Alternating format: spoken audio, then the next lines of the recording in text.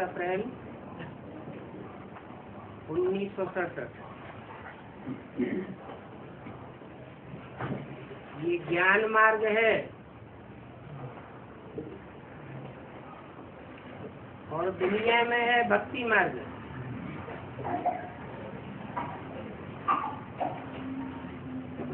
रावण की जो भी गवर्नमेंट है वो भक्ति की है,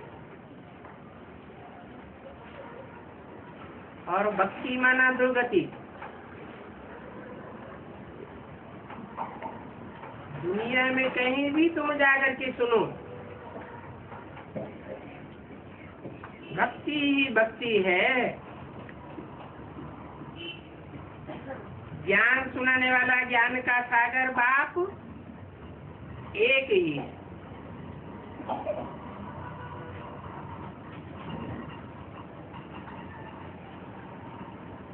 वो पतित पावन भी है।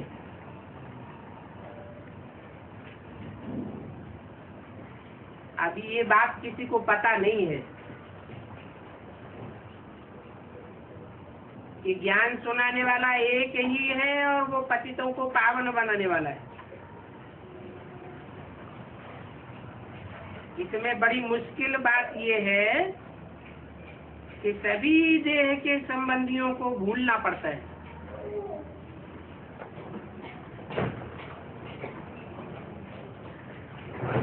इस बात में मुश्किल बात है।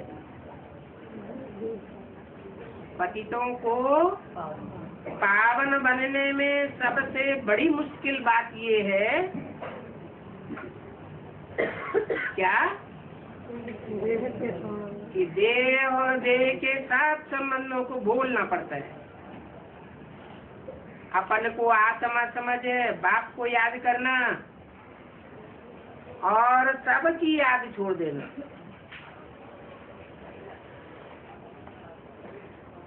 बाप को याद करने का ही पुरुषार्थ करना,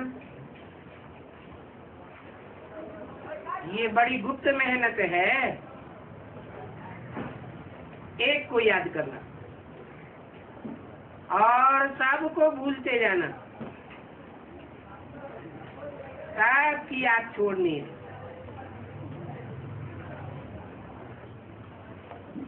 काम काज करते, ससुर घर को देखते बुद्धि में ये रहे, तब ये सारी दुनिया विनाश होने वाली। हम अकेले आए थे, अकेले जाना है।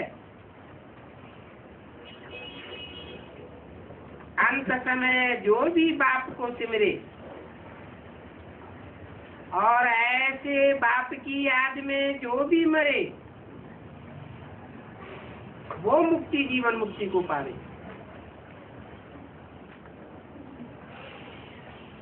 बच्चे जानते हैं अब नाटक पूरा होता है और सबको घर वापस जाना है। विनाश के बाद फिर नई राजधानी होगी।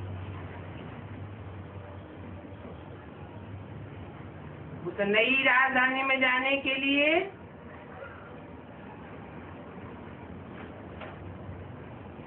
याद की मेहनत बहुत है। बुद्धि में ये बात बनी रहे, ये सभी पाठधारी मरे पड़े और इनसे अब क्या दिल लगानी है।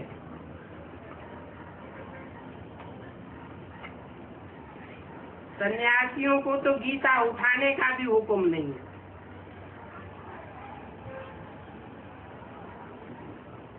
क्यों?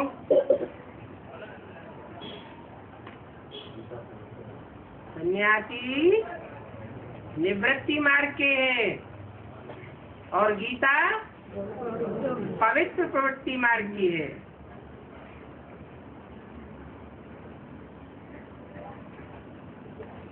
तो गीता है सभी शास्त्रों का माई बाप।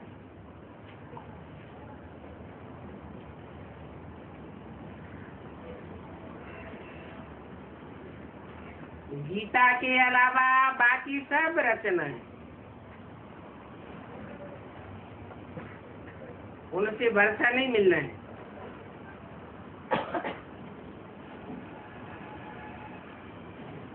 और अभी तो गीता भी है झूठी।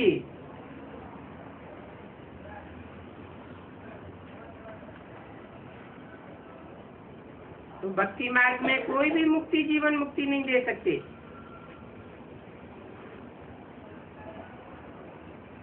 अब तुमसे तो भक्ति नहीं होगी।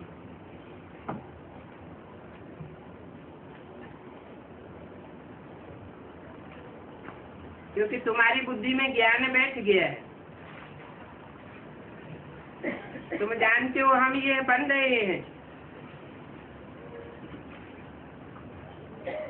पुजारी से पूज्य बन रहे हैं। ये सच्ची कमाई है जो साथ ले जाएंगे।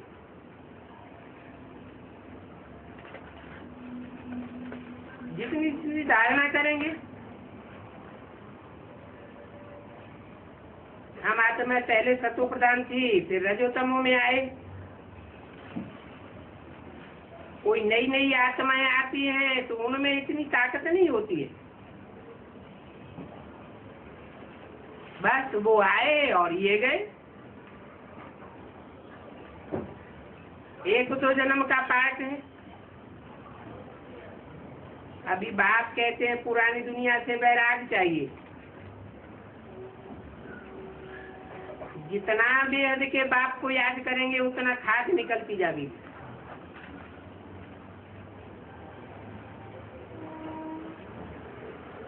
और असली सोना बन जाएंगे। कौन सी खाद निकलती जाएगी? जो जो विकृत आत्माएं हमारे संग, संसर्ग, संपर्क में आई हैं, उनके संग का रंग जो हमको चढ़ा है,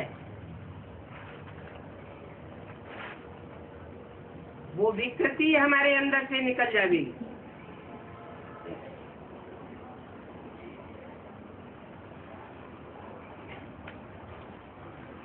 सत्युग आज में 7 सच्चे सोने थे।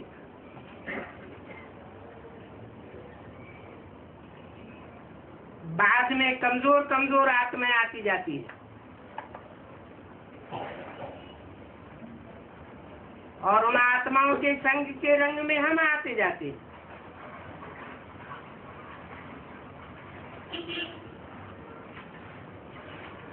इस मृत्युलोक में तुम्हारा ये अंतिम जन्म है।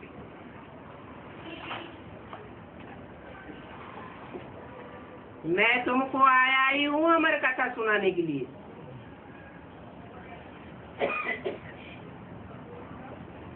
मृत्युलोक के वासियों की जीवन कहानी सुनते सुनते तुम कितने कमजोर बन पड़े। अभी तुमको अमरपुरी में चलना है।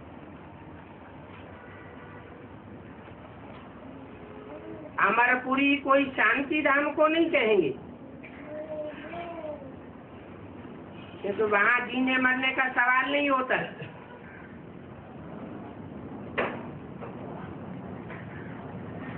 इस दुनिया में ही अमरपुरी होती है और इसी दुनिया में अमरपुरी से बदल कर मृत्युलोक बन जाता है।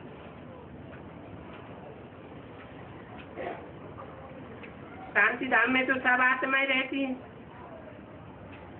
तो वहाँ तो निराकारी दुनिया है। बाकी लीन होने की बात नहीं है कि आत्मा परमात्मा में लीन हो जाती है, वो सब भक्ति मार्ग की बात है। लीन हो जाए माना आत्मा का अपना अस्तित्व खत्म हो जाए, फिर आत्मा को अविनाशी नहीं कहा जा सकता।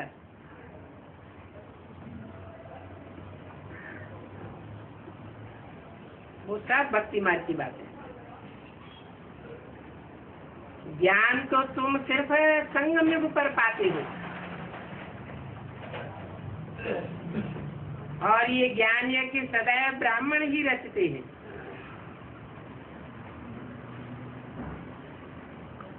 वेद के बाद शिव के यज्ञ में कोई भिखारी ब्राह्मण नहीं होना चाहिए। इंद्र की सभा में कोई भिखारी आया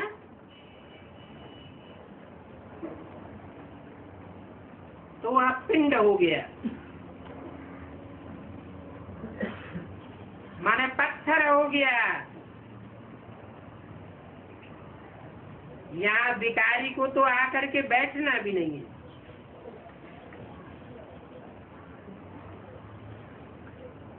क्योंकि ये ईश्वरीय सभा है।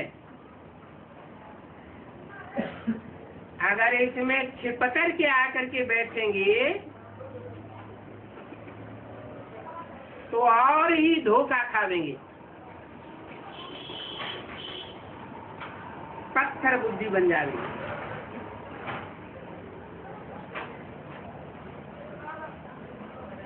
बोलो, ये प्रदर्शनी आदि सभी ज्ञान से ताल्लुक रखती है, इनसे भक्ति का कोई ताल्लुक नहीं है।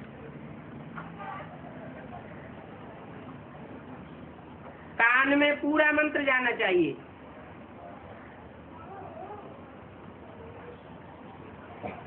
फिर बताओ कि शिव बाबा कहते हैं कि मैं पतित पावन तुमको पावन बनाने के लिए आया हूँ।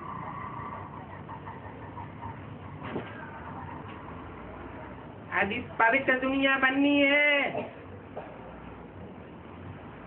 अब पवित्र दुनिया खलास होनी है, इसलिए पवित्र बनना ही पड़ेगा। दैवी गुण धारण करने हैं, विकारों को छोड़ना है।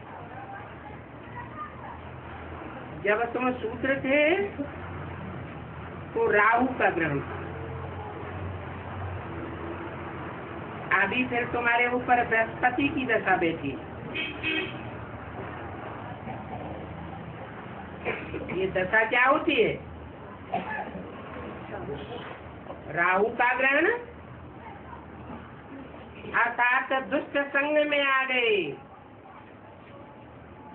बृहस्पति की दशा अर्थात श्रेष्ठ से श्रेष्ठ के संग में आ गई। तो नाम है बृहस्पति, बड़े से बड़ा पतियों का पति।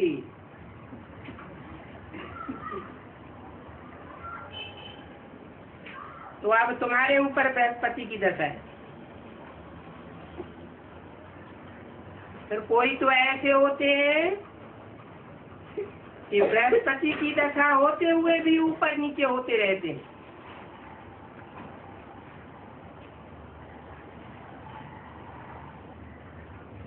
संग का रंग बदलता जाता है। कोई को शुक्र की दशा, कोई को राहु की दशा, कोई की क्या दशा आ जाती है। फिर भी सभी मनुष्य मात्र याद करते हैं कि हे पतित पावन आओ।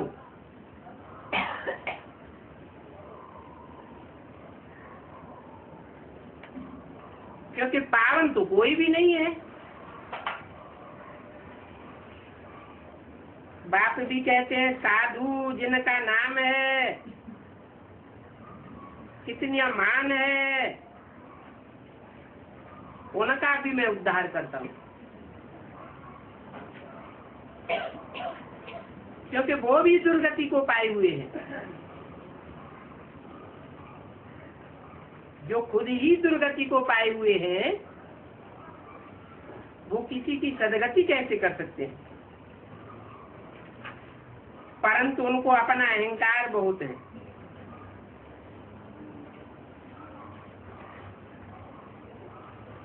अगर सीधे सीधे कोई उनसे बोले तो बुड़बुड़ करने लग पड़ते हैं। बाप कहते हैं ये तुम्हारी शास्त्र आदि सब भक्ति मार्ग का भूषण है। ऐसे बहुत आते हैं।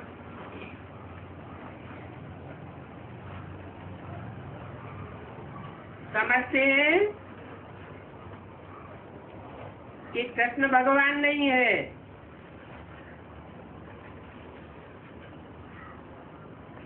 समझ जाते हैं,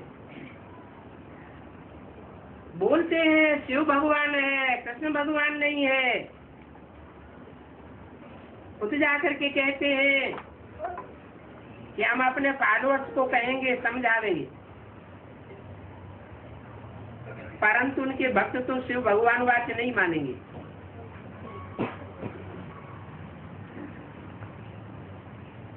कहेंगे अब इनकी मत मारी गई है। अभी तक तो हमको पढ़ाई पढ़ाते थे क्या कि गीता का भगवान साकार कृष्ण उर्फ दादा लेकर आज ब्रह्म है। अभी तक हमको पढ़ाते थे कि गीता का भगवान साकार में दादा लेकर आज ब्रह्म है। और अभी इनको क्या हो गया, अचानक कहने लगे शिव भगवान है, शिव शंकर भोलेनाथ गीता का भगवान है। साफ कह देंगे इनकी मत मारी गई है।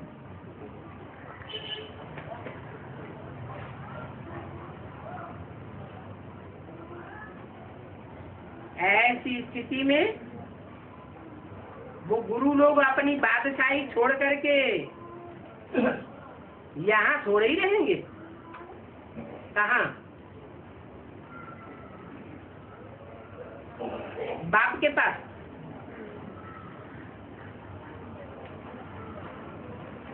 बाप तो ज्ञान सूर्य है। सूर्य की रोशनी में सब सितारों को अपना अस्तित्व मर्ज कर देना होता है। कोई मान मर्तबा नहीं।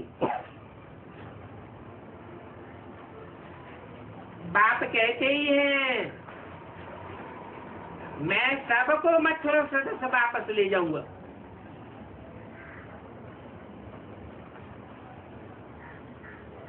मान मर्तबा देहभान से होता है या आत्माभिमान से होता है? देह का भान है तो मान मर्तबा होता है।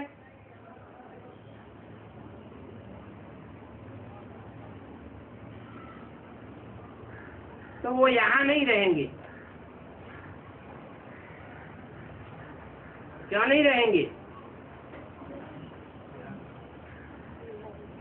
तो उन भक्तों के सामने रहने से तो उनकी वाहवाही होती रहती है। माल मिष्ठान्न मल मिलते रहते हैं, ऊंचा सिंहासन मिलता रहता है। और यहाँ तो खिचड़ी खानी पड़ेगी। सादा भोजन, सादा कपड़ा, सादा मकान। तो वो अपनी बादशाही छोड़ करके यहाँ थोड़े ही रहेंगे। यहाँ आवेंगे तो फिर उनको कहा जाएगा कि झाड़ू लगाओ।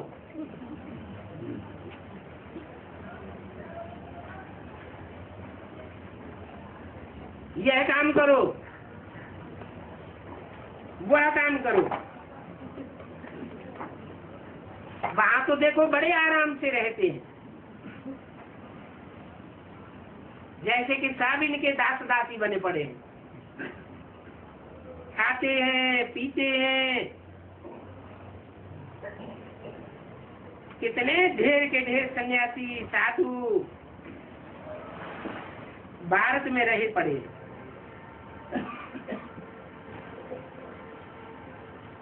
अब उन साधु सन्यासियों की भारत पर क्या कृपा है? कृपा तो बाप करते हैं। ड्रामा के अंदर उनका भी पार्ट है और बाप का भी पार्ट है।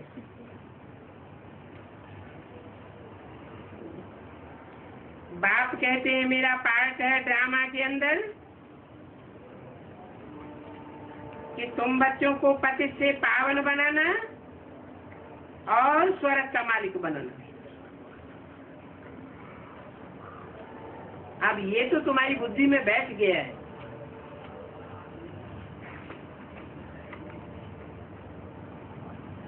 भले घूमो फिरो, परंतु बुद्धि में यही याद रखो कि हमको अब वापस जाना है और योग बल से ही हमारे पाप भस्म होंगे, तुम पवित्र बन जाएंगे। पवित्र बनेंगे तो प्योरिटी तो अच्छी चीज है ना। भारत में जब प्योरिटी होती है तो पीस और प्रॉस्पेरिटी सब होती है।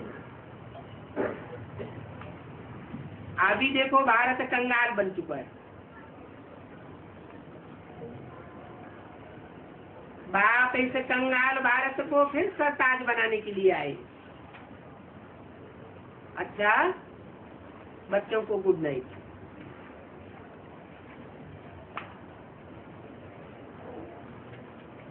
यह है 30 अप्रैल 1967 की रात्रि क्लास।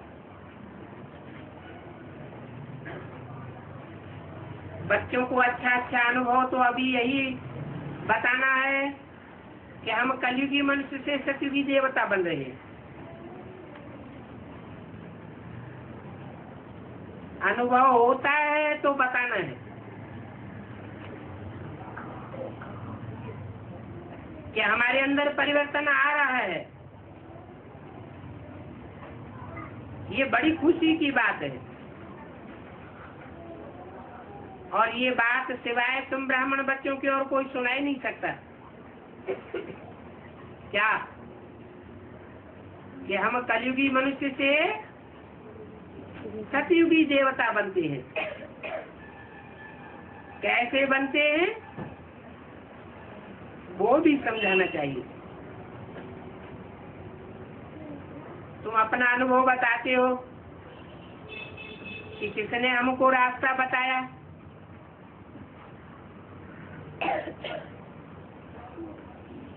बाबा से फिर पूछेंगे कि बाबा ने कैसे प्रवेश किया। तुम्हारा अपना अनुभव और इनका अपना अनुभव। इनका अनुभव तो सबसे निराला है। ये बतावेंगे कि बाप ने कैसे प्रवेश किया और कैसे किया।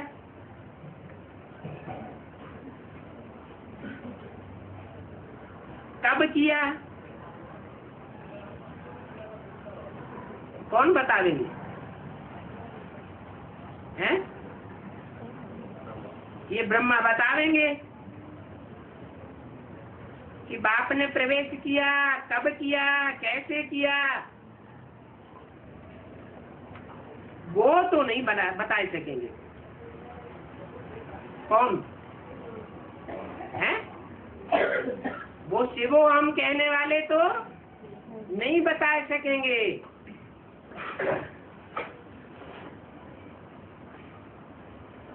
अंदाज सुनाया जाता है।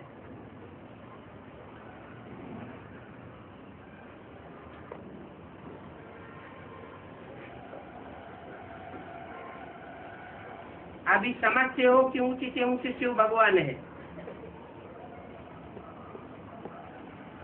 उसने ही हमको ऊंचे से ऊंचे बनाया है। बाप कहते हैं मेरा जन्म तो गाया हुआ है।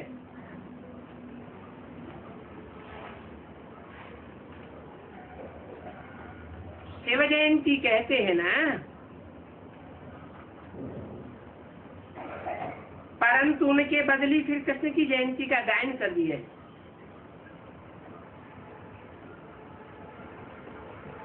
अभी तुम बच्चे समझते हो कि गीता का भगवान तो वो है जो सबका फादर है।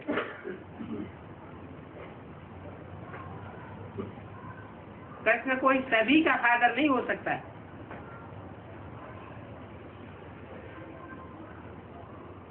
कृष्ण चरित्र के खेल दिखाते हैं। कृष्ण की बाल लीला, कृष्ण ने मक्खन चुराया। अब तुम जानते हो शिव के चरित्र तुम क्या दिखा देंगे? शिव के चरित्र तुम दिखला ही नहीं सकते। ऐसे तो चरित्र वास्तव में हर एक आत्मा का होता है। नाटक में हर एक आत्मा अपना अपना चरित्र बनाती है। जो पाठ मिला हुआ है वो बजाते हैं। तुम जानते हो श्री कृष्ण सतयुग का प्रिंस है।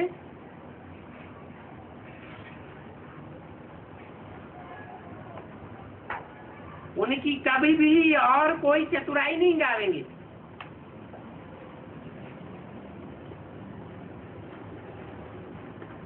चतुराई तो पतितों को पावन बनाने की है, और पतित पावन तो परमात्मा को ही कहा जाता है। सारी पतित दुनिया के पतित मनुष्यों को वापस ले जाते हैं। ये है ऊंचे ऊंचे बाप का ऊंचे ऊंचे पाठ।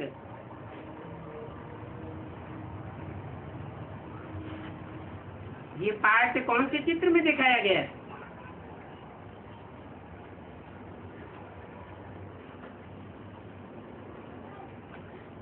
कि विनाश होता है तो सब आत्माओं को वापस ले जाते हैं। जाड़ के चित्र में ऊपर दिखाया गया है कि शिव शंकर भोलेनाथ सब आत्माओं को वापस ले जाते हैं। कृष्ण थोड़े ही ले जाएंगे। परंतु बाप कहते हैं मैं भी अभी ड्रामा के बंधन में बांधा हुआ हूँ।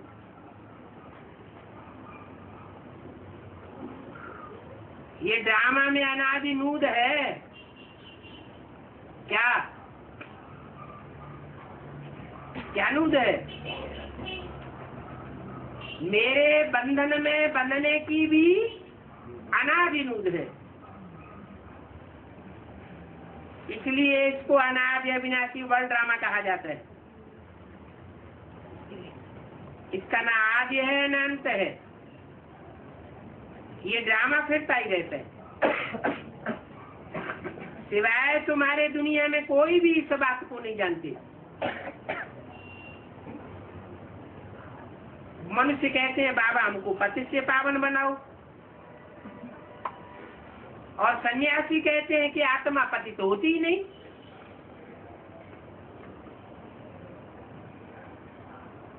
शरीर पति तो बनता है।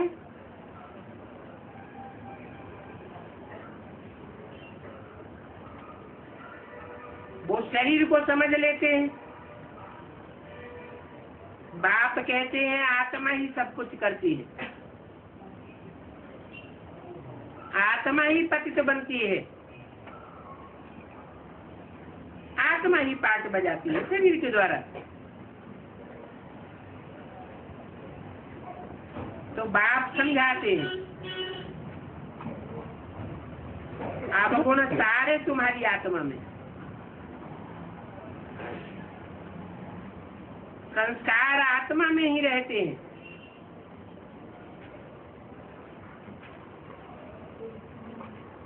आत्मा जावेगी तो शरीर खलास हो जाएगा। आत्मा संस्कार ले जाएगी। तुम कोई भी देहदारी की महिमा नहीं गाते हो।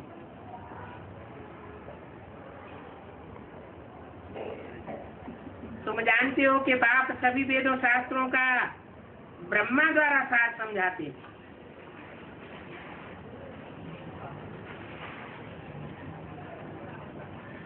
ब्रह्मा व विष्णु नहीं समझाते हैं।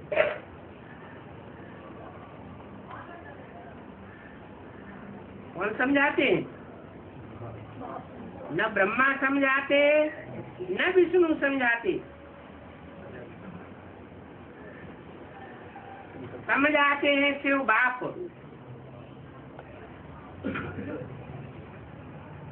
कौन हुआ शिव बाप?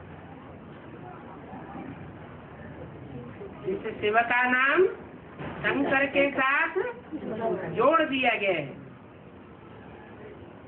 शिव का नाम ब्रह्मा के साथ नहीं जोड़ते, विष्णु के साथ नहीं जोड़ते, कोई भी देवता के साथ नहीं जोड़ते। भगवान बैठे इन बातों को समझाते।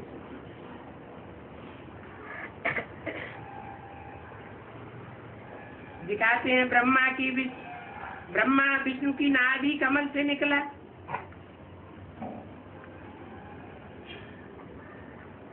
वास्तव में विष्णु का राज्य था विष्णुपुरी में।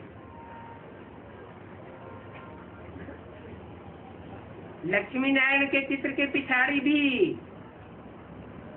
विष्णु दिखाते हैं।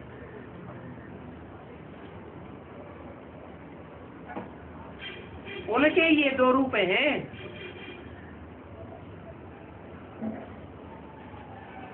इनके विष्णु के कौन से दो रूप? एक लक्ष्मी नारायण जो विश्व के मालिक बनते हैं, और दूसरे लक्ष्मी नारायण जो सतयुग के मालिक बनते हैं। बच्चे जानते हैं इन्होंने विष्णुपुरी का राज्य कैसे लिया?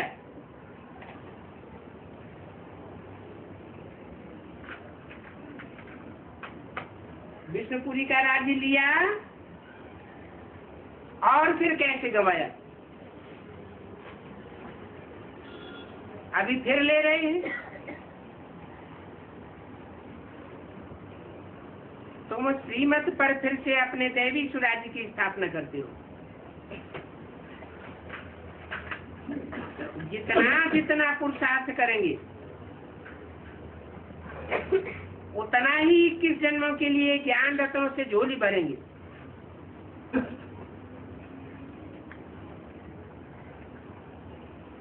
इक्कीस जन्म के लिए ज्ञान रत्न रहेंगे क्या? ज्ञान रत्न नहीं रहेंगे, लेकिन यहाँ के ज्ञान रत्न वहाँ के स्थूल रत्न बन जाएंगे। कोई तो बड़े बड़े साहूकार बनेंगे।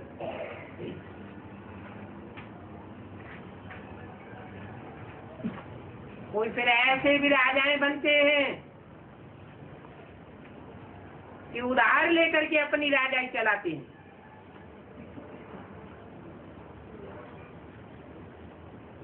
तो ये संस्कार कहाँ से भरे? आदि संगम युग में ये संस्कार भरे जाते हैं।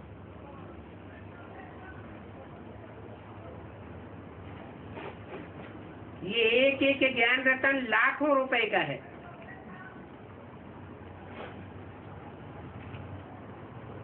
वहां तो सतयुग में धन की गिनती ही नहीं होगी, अनगिनत होगा।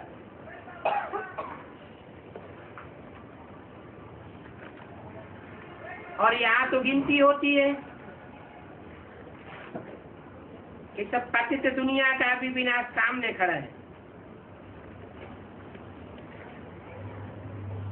ये महाभारत लड़ाई की निशानी है विनाश की। इसलिए कहा जाता है gateway to heaven is Mahabharat.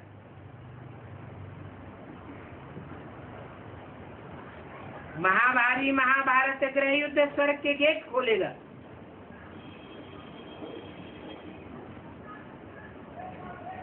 जो इस युद्ध से पसार होंगे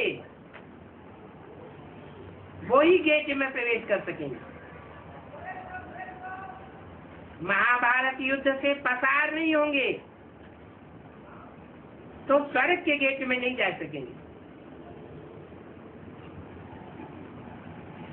स्वर्ग के दरवाजे खुले हैं। सुखधाम में तो होता ही है एक धर्म।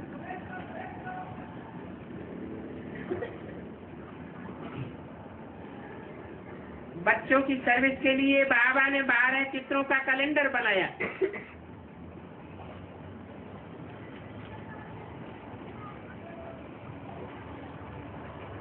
ये कैलेंडर लेकर के जावे तो बहुत अच्छा हो।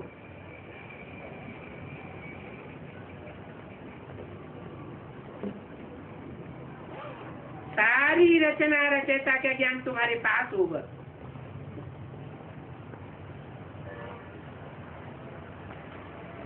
कौन से कैलेंडर में? जो 12 का कैलेंडर है। उस कैलेंडर की यादगार में भक्ति मार्ग में कोई कैलेंडर देखा?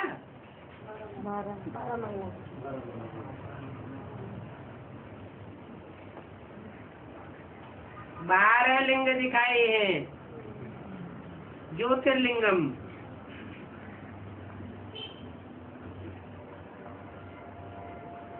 सारी रचना रचयिता का ज्ञान है जो तुम्हारे पास होगा। तो फिर किसी को भी चलते फिरते सहज समझा सकते हो। दिन प्रतिदिन सहज होता जाएगा।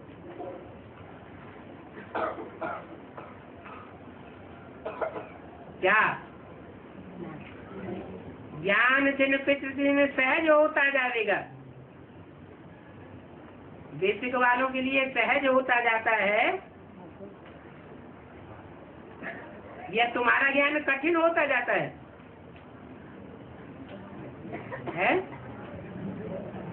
कठिन होता जाता है। तो बाबा ने कैसे बोल दिया? दिन प्रतिदिन सहज होता जाएगा। और अव्यक्तवाणी में इशारा भी दे दिया। एक भी पावरफुल संगठन तैयार होने पर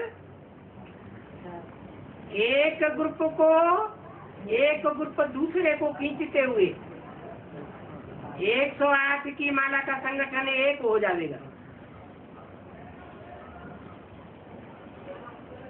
तो कौन से कैलेंडर की बात बताई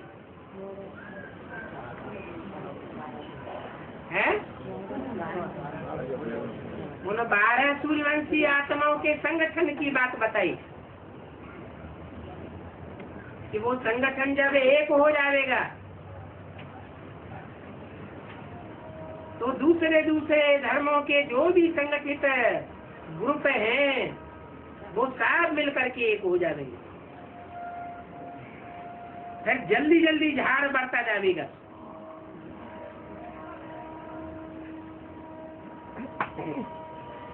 अभी तो छोटा झाड़ है। छोटे झाड़ को माया के तूफान बहुत लगते हैं।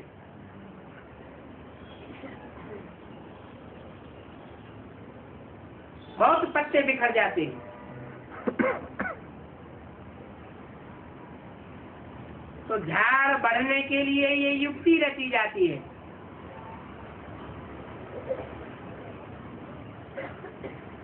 कौन सी युक्ति बताई है? अभी तो बताया। बच्चों की सर्विस के लिए 12 चित्रों का कैलेंडर बनाया जावे तो बहुत अच्छा होगा। और सेशन में बोला 67 में बोला और अभी हो गया 2007 होने जा रहा है।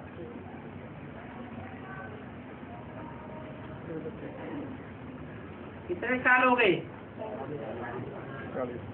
40 वर्ष हो गए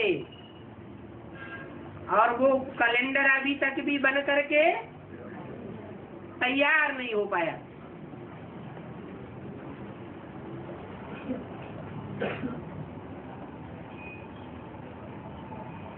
बाप तो युक्ति बताते हैं। बाप कहते हैं तुम मेरे पास आए हो,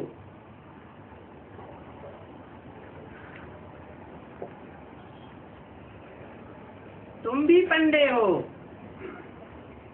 और मैं भी पंडा हूँ। पंडे क्या करते हैं? पंडयति अर्थात ले जाने वाले। कहाँ ले जाते हैं? तीर्थों पर ले जाते हैं। तीर माना किनारा, था माने स्थान।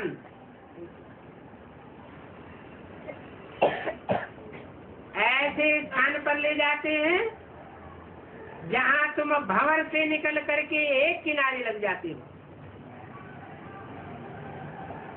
ये संसार सागर एक भंवर है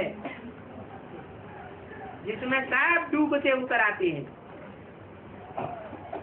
तो बंदा पंडा बाप आकर के एक किनारे लगाए देते हैं। जिनकी बुद्धि एक ठिकाने लग जाती है वो फिर दूसरों की बुद्धि को कोई एक ठिकाने लगाने की कोशिश करते हैं। और जिनकी बुद्धि तिरकती रहती है वो दूसरों की भी बुद्धि को तिरकाने की सर्विस करते रहते हैं।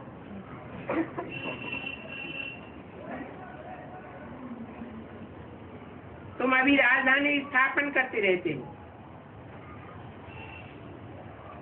इसीलिए ही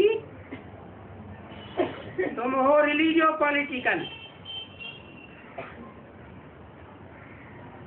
स्पिरिचुअल नॉलेज गाई जाती है। आत्मा को अब बड़े बाप स्पिरिचुअल फादर से वर्षा मिलता है।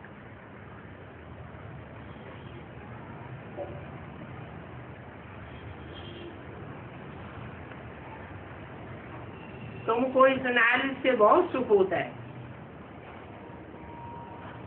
इसलिए बाप कहते हैं कि तुम्हारा धर्म बहुत सुखों को देने वाला है।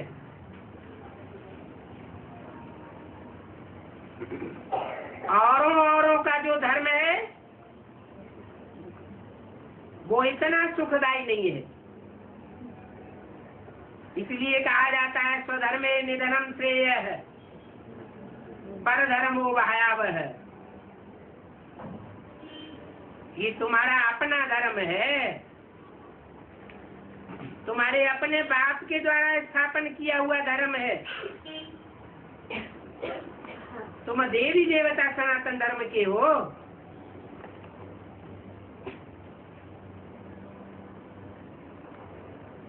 तो अपने धर्म में अगर अभी शरीर भी छोड़ना पड़े तो भी कोई हर्जा नहीं। इसलिए बाप कहते हैं बच्चों से कि तुम बच्चे आए हो सारा हथेली पर लेकर के।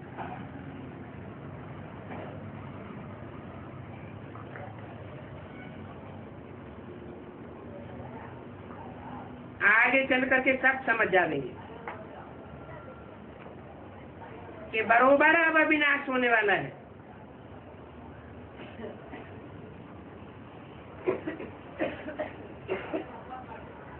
ये ब्रह्मा कुमार कुमारी तो अब बरोबर नहीं रचना रच रहे हैं।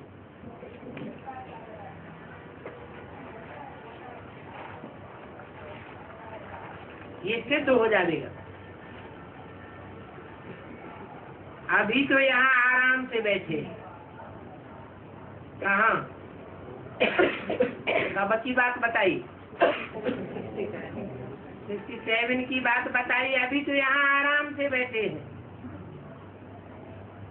जब प्रत्यक्षता का समय आवेगा तो सबकी बुद्धि में बैठ जाएगा। ये दुनिया खलास होने वाली है। महाभारत युद्ध में जरूर भगवान होगा।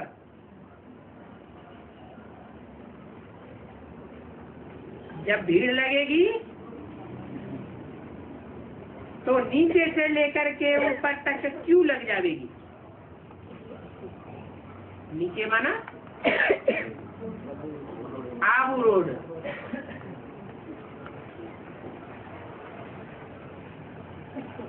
परंतु भीड़ में पढ़ाई थोड़ा ही होती है। जब भीड़ भाड़ हो जाएगी खत्म हो जाएगी। क्या रह जाएगा? है कृपा दृष्टि रह जाएगी।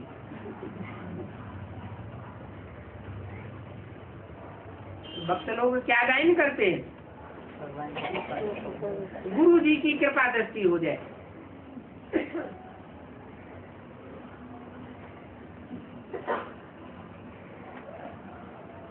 तो पढ़ाई नहीं हो सकेगी। तो जब पढ़ाई नहीं हो सकेगी, भीड़ भाड़ हो जाएगी, तो ऐसों की लाइफ को अच्छी लाइफ कहेंगे या खराब लाइफ कहेंगे? वो भक्ति की लाइफ है या ज्ञानी बच्चों की लाइफ है?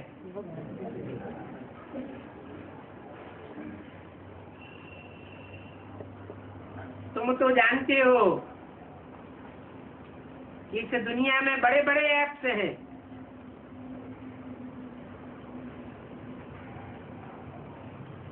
शास्त्रों में भी लिखा है कि भगवान ने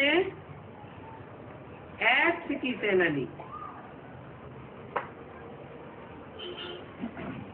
बच्चे जानते हैं कि बाबा हमको बुलबुल बनाए रहे हैं। ये बाबा हमारा बाप भी है, पढ़ाई पढ़ाने वाला टीचर भी है,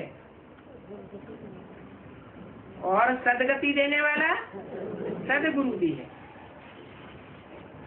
और ये बाप हमको पढ़ाते हैं।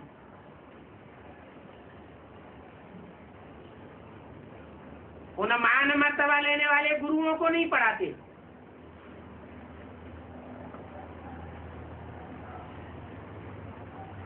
परंतु माया बड़ी दुस्तर है।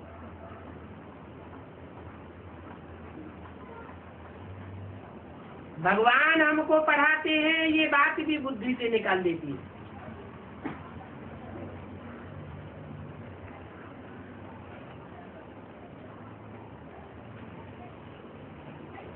विश्व का मालिक बनाते हैं,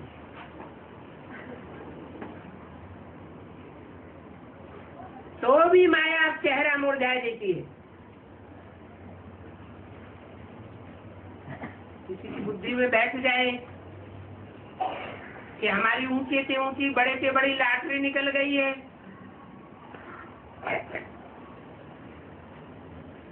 तो उसका चेहरा तो हरदम मुस्कुराता हुआ रहना चाहिए।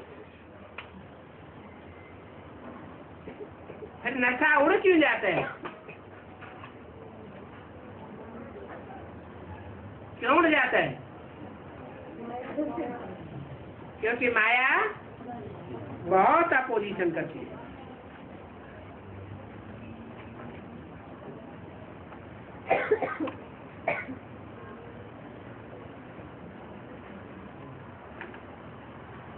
ओम शांति।